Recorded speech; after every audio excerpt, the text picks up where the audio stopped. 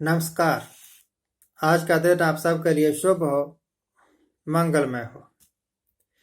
Good morning, सत श्री अकाल, सलाम। एक कहावत है, आपने जरूर सुनी होगी कि तूने तो मेरी नाक कटवा दी। नाक कटवाना कहावत है, मैंने इसके साथ एक डायलॉग और जोड़ दिया, तूने तो मेरी नाक कटवा दी। अगर ध्यान से देखें तो नाक नूक कोई नहीं काटती। नाक वहीं रहती है, उतनी ही रहती है जितनी थी, पर एक्सप्रेस करने के लिए, बात करने के लिए, यह बताने के लिए कि तेरे कारण मेरी बेइज्जती हो गई, तेरे कारण मैं अपमानित हो गया, लोगों ने एक डायलॉग बना दिया, नाक कटवाना। ये जो है ना कोरोना,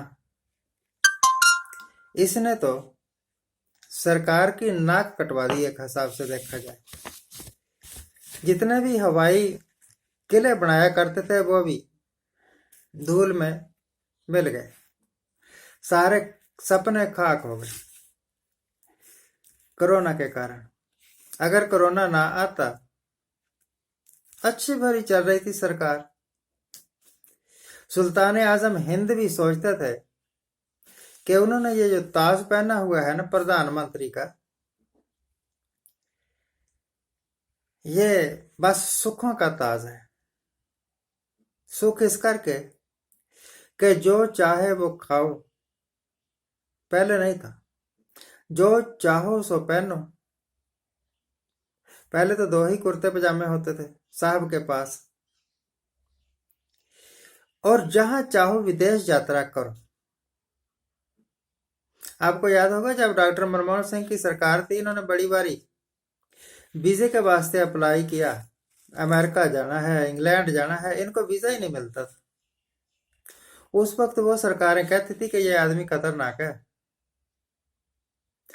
ये हिंदू कट्टरवाद फैला रहा है। चलो, बिल्ली के भाग का सिक्का टूट, आज कहावतें बहुत आ रही हैं, पता नहीं क्या। सिक्का टूटा तो कुछ तो कांग्रेस सरकार की बेवकूफियां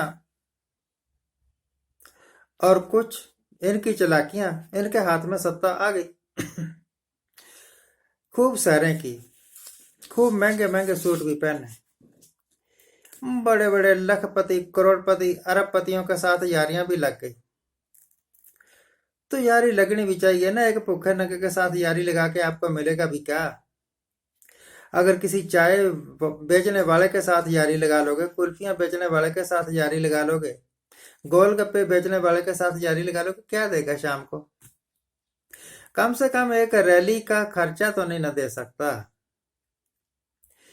और अडानी, अंबानी, ऐसे बड़े बड़े सेठ कहने की देर है कि भाई आज शाम को मुझे तेरा हवाई जहाज चाहिए, तो वो दे देंगे।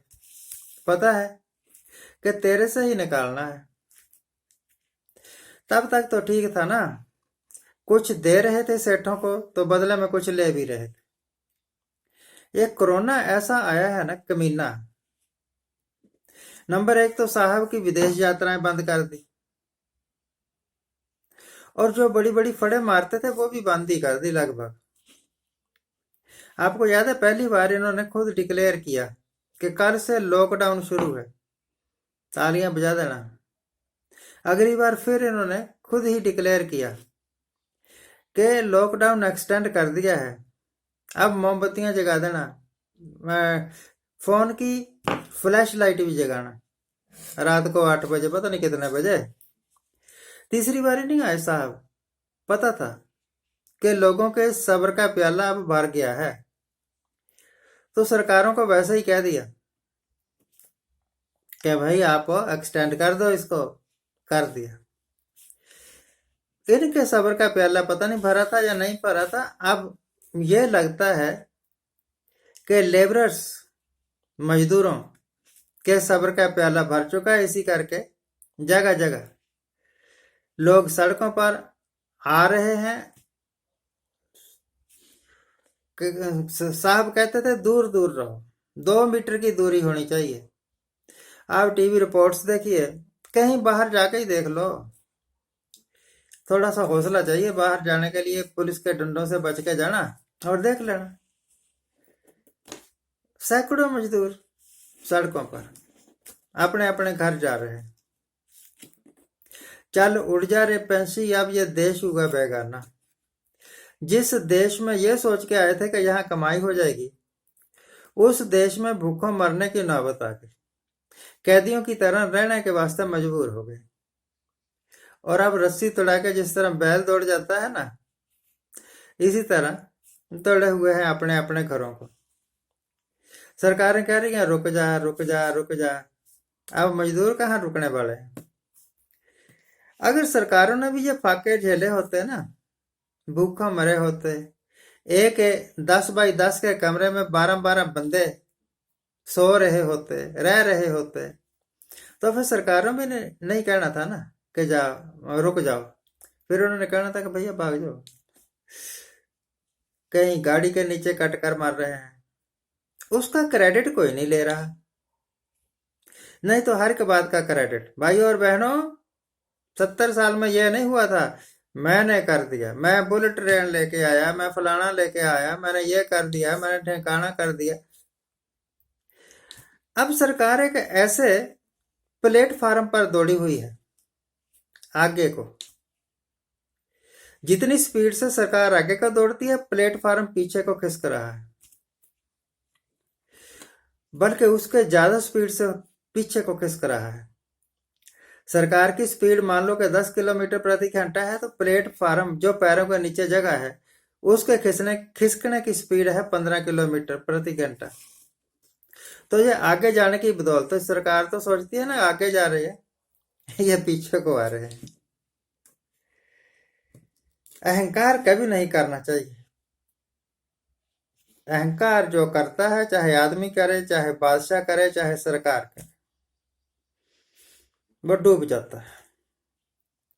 इन्होंने भी अपने अहंकार में किसी को नहीं पहचाना, गरीब को नहीं बख्शा, हिंदू को नहीं बख्शा, मुसलमान को नहीं बख्शा, किसी को नहीं बख्शा। ये जो लोग कहते हैं ना ये मुस्लिम विरोधी सरकार है, गलत बोलते हैं। ये हिंदू विरोधी भी सरकार है, क्योंकि इस करके कि जो तो बीजेपी के पक्ष में बोलता है उसके बारे में तो कुछ नहीं कहते, जो इनके विरोध में बोलता है, फिर चाहे कोई सिख बोले, चाहे कोई मुस्लिम बोले, चाहे कोई हिंदू बोले, वो इनकी आंख में चुभने लगता है, उसके ऊपर तरह तरह के इल्जाम लगाते हैं। और जो इल्जामों से काबू ना आए उसके ऊपर कई तरह के केस बनवा देते हैं। अब तो आएगा ना काबू। इसी करके बहुत सारे लीडर, कश्मीर का कोई लीडर बोला नहीं, बोला ना, डरा दिया बड़ी बुरी तरह। इसी तरीके से लेबरर भी डरा दिए, अब वो दौड़े हुए हैं घरों को। यह सिस्टम अभी ऐसे ही चलता रहेगा शायद। यह उथल पुथल का दौर है, उथल पुथल का दौर है। ये जून जुलाई तक तो चलेगा, तब तक शायद सरकार को अकल आ जाए, या सरकार बदल जाए, या कोरोना बदल जाए, या पब्लिक ही बदल जाए। तब तक आप इंतजार कीजिए और प्रार्थना कीजिए कि आपके साथ कुछ बुरा ना हो। धन्यवाद।